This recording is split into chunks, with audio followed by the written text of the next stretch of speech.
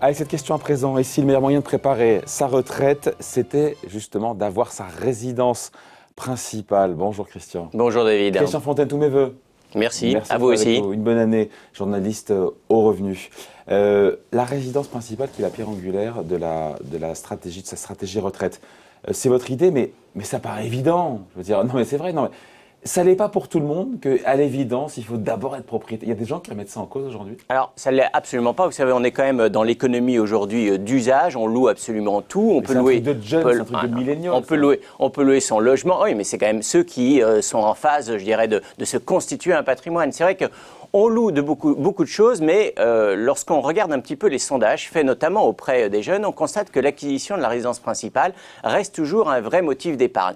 Et même si on va au-delà, je dirais, des sondages, au-delà des intentions des Français, que remarque-t-on lorsqu'on regarde un peu les statistiques de l'INSEE? Sur 5 ans, les moins de 30 ans, le pourcentage de propriétaires chez les moins de 30 ans est passé de 13 à 16%. Le pourcentage de propriétaires chez les 35-40 a également progressé et est passé de 47 à 49%. Donc tout va bien. Donc voilà, tout va bien. Ce n'est pas ringard d'être propriétaire de son logement. Mais qui dit que c'est ringard d'être propriétaire de son logement?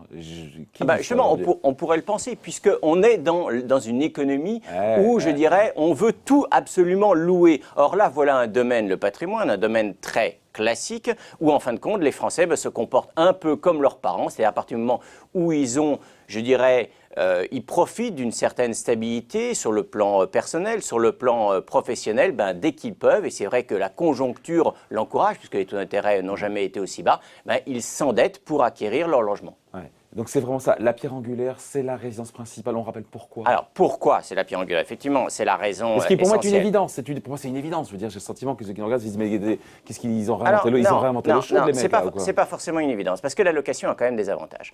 Premier avantage de la location, c'est beaucoup plus souple que l'acquisition. Si vous voulez déménager pour vous agrandir ou pour des raisons de mobilité professionnelle, la location, c'est plus simple que... Voilà. Ensuite, on n'a pas arrêté de dire, notamment depuis l'élection de Macron à la présidence de la République, que l'immobilier, c'est vrai, est fortement taxé. Et c'est vrai d'une façon générale, c'est taxé. En relatif par rapport au placement financier. Mais de façon générale même, c'est très taxé à l'acquisition, c'est les droits de mutation lorsque vous achetez, les fameux frais de notaire. Ensuite, pendant la détention, ce sont les impôts locaux, notamment la taxe foncière. Ensuite, vous avez l'impôt sur le capital, l'IFI, puis vous avez les droits de succession.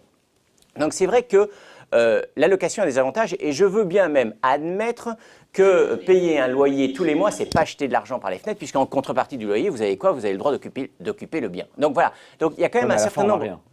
On n'a pas grand-chose, c'est vrai, je vous l'accorde. Ceci dit, c'est vrai que dans certaines villes, notamment les grandes villes, où le prix de l'immobilier est particulièrement élevé, si vous payez un loyer, vous pouvez occuper un logement souvent plus grand que le logement que vous pouvez occuper si vous achetez sans apport. Donc ça, c'est quand même des points qui, je dirais, peuvent interpeller et peuvent pousser un certain nombre de personnes, notamment des cadres en région parisienne ou à Bordeaux ou à Lyon, là où les prix sont le plus chers, qui pourraient vous pousser à rester locataire. Surtout qu'en plus, les prix sont tellement élevés aujourd'hui, vous pourriez, et certains ont fait le pari, mais ils se sont trompés il y a 10 ou 15 ans, parier sur un retournement du marché. Je reste locataire, et puis demain, j'achèterai plus grand quand ça baissera. Malheureusement, pour l'instant, ça n'a pas encore baissé. Ouais.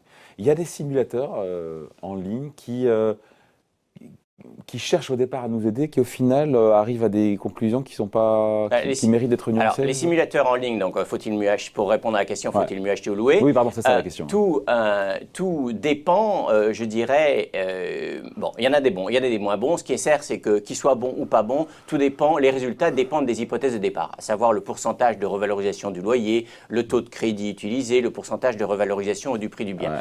In fine, avant d'utiliser ce type de simulateur, interrogez-vous sur quelles sont les finalités commerciales du site qui propose ce simulateur. D'une façon générale, en fait, le paramètre clé pour répondre à cette fameuse question, faut-il acheter ou louer? Le paramètre clé, c'est l'évolution du prix des logements. Or, j'arrive pas à voir dans quel cas de figure, encore une fois, la location l'emporte sur l'accession à la propriété. Il n'y a aucun intérêt à dire ça, sauf à imaginer un retournement du marché immobilier. La location peut l'emporter. Dans une optique retraite, dans une optique de constitution de sa retraite, pardon. Dans une optique retraite, en cas de si vous pensez, d'abord, si sur le plan personnel, votre situation n'est pas stable, si sur le plan professionnel aussi, vous pensez éventuellement être muté en région, en province, à l'étranger. Ça, c'est des cas où il ne faut peut-être pas toujours acquérir sa résidence principale dans cette situation-là, mais en tout cas, il faudra prendre un pied dans l'immobilier. C'est le point le plus important. Pourquoi le revenu insiste sur le fait d'acquérir sa résidence principale est la première décision à prendre pour votre retraite? Mais c'est parce que personne ne le dit. Personne, pas grand monde. Parce que tout le monde le sait. Non, parce qu'un certain nombre de professionnels des produits financiers ont plutôt intérêt à vendre tel ou tel produit plutôt que l'immobilier, si bien sûr vous ne travaillez pas dans le domaine de l'immobilier. Donc, il faut répondre quand même à la question qui, pour vous, semble évidente, pour que l'acquisition, c'est mieux que la location. Encore une fois, quand on regarde en pratique, on constate que tout le monde n'acquiert pas son logement. Ouais. Vous avez ceux qui n'ont pas les moyens, bien sûr, mais vous avez quand même ceux qui aussi... tout le monde n'a pas l'âme, forcément, d'un propriétaire. La propriété a beaucoup de charme. Il y a aussi un certain nombre, je dirais, tout le monde, les frais d'entretien les charges de copropriété n'arrêtent pas de progresser. Bon.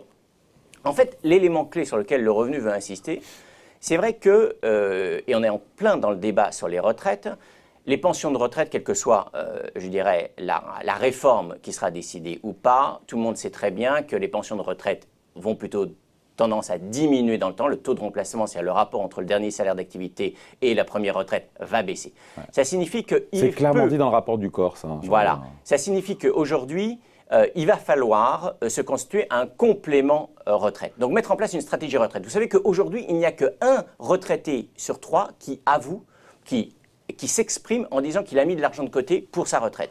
Aujourd'hui, lorsque vous interrogez les Français, il y en a 1 sur 2 qui estime mettre de l'argent de côté ou prendre des décisions pour sa retraite. Demain, ça devra encore être davantage.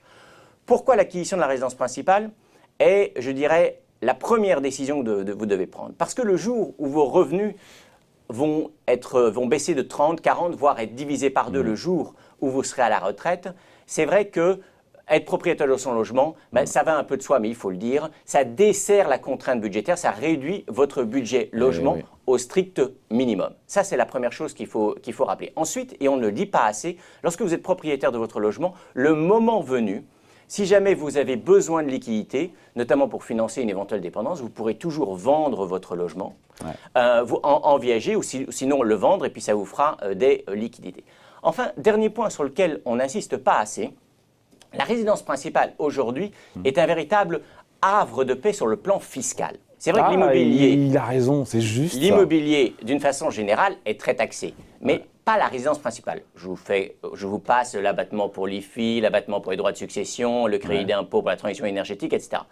Le principal avantage de la résidence principale, qu'on ne retrouve pas forcément dans tous les pays, y compris dans certains pays, quand on revend, on ne paye pas un euro de prélèvements fiscaux et sociaux sur vos gains, quel que soit le montant du prix de vente, quel que soit le montant du gain.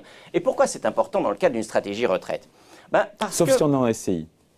Alors, sauf si votre résidence principale est logée dans une SCI. Bon, il y a un certain nombre, mais ça peut changer.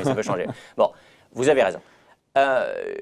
Lorsque vous préparez votre retraite et que vous le préparez dans le cadre de placements relativement classiques, par exemple sur un compte titre. Sur un compte titre, lorsque vous vendez un titre, paf, vous passez par la case impôt. En plus-value, vous passez par la case impôt. Sur un PEA ou en assurance vie, vous passez par la case impôt uniquement en cas de retraite. C'est déjà plus intéressant. Mais avec la résidence principale, vous ne passez jamais par la case impôt.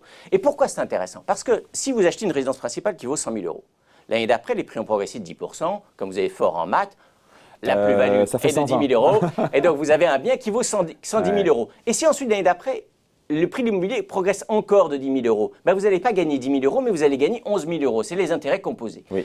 Et donc, les intérêts portent intérêt. Voilà, tout à fait. Ce qui permet l'effet boule de neige et ce qui permet de vous enrichir plus vite. Et c'est vrai que cet effet boule de neige est moins valable avec un placement pour lequel, à chaque fois que vous gagnez quelque chose, vous passez par la case impôt. Case impôt égale PAF. Je dis PAF tout à l'heure. Case impôt égale prélèvement, vous voulez dire quoi par PAF? Prélèvements fiscaux et sociaux, PFS. Voilà. Donc voilà, c'était le message. La résidence principale, c'est le centre névralgique, le cœur, la première pierre d'une stratégie retraite, il ne faut pas l'oublier. Voilà, il faut savoir en matière patrimoniale parfois rester classique et c'est vrai que l'acquisition de la résidence principale doit rester la première décision importante dans la vie d'un épargnant. Voilà qui est dit quand on peut le faire. Souvent quand on ne le fait pas, c'est qu'on n'a pas accès au crédit. Qu'on n'a pas les moyens, bien sûr. Allez, merci beaucoup. Explication signée Christian Fontaine, journaliste au magazine Le Revenu. Merci Christian. Merci. Bye.